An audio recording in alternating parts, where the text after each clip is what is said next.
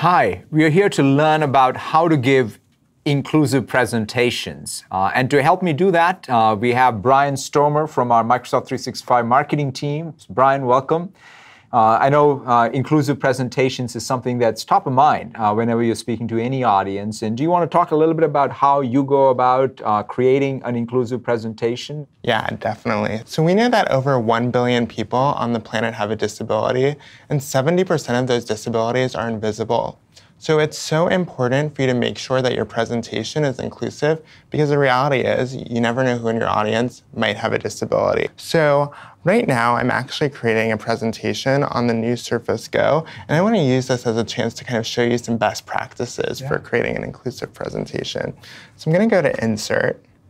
I'm going to go New Slide, and then I'm going to select a section header, and I've saved some images to my desktop. So I'm going to add these.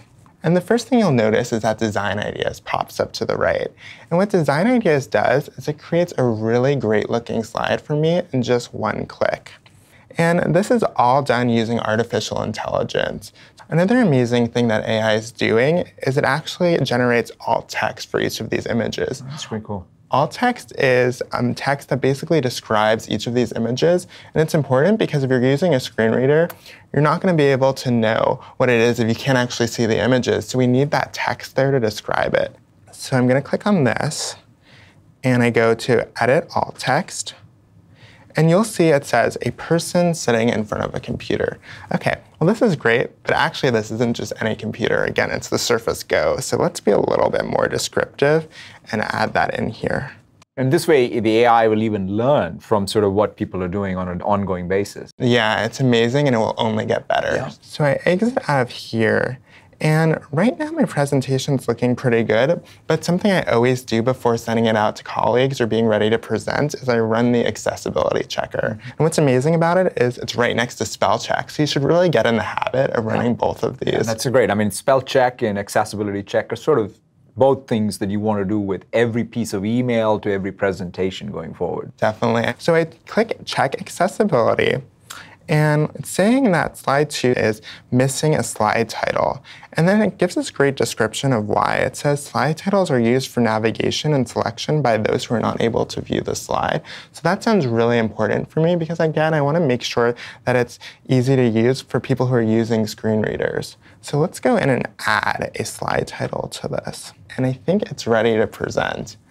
And whenever I present, I love to use this feature called Presentation Translator that basically provides live subtitles to me and to my audience when I'm presenting. So let's give it a try.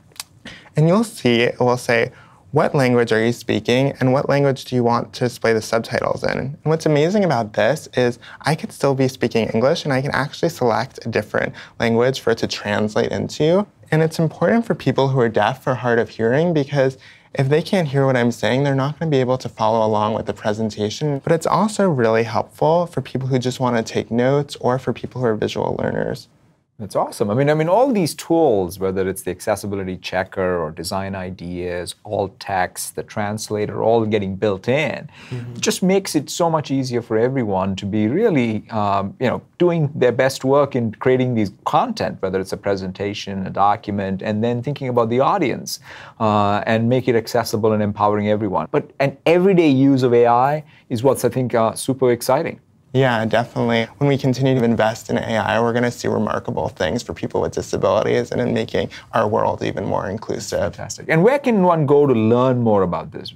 So people can go to aka.ms/office accessibility to learn more. Fantastic. Thank you so much for sharing all Thank this. you. It's a great set of tips.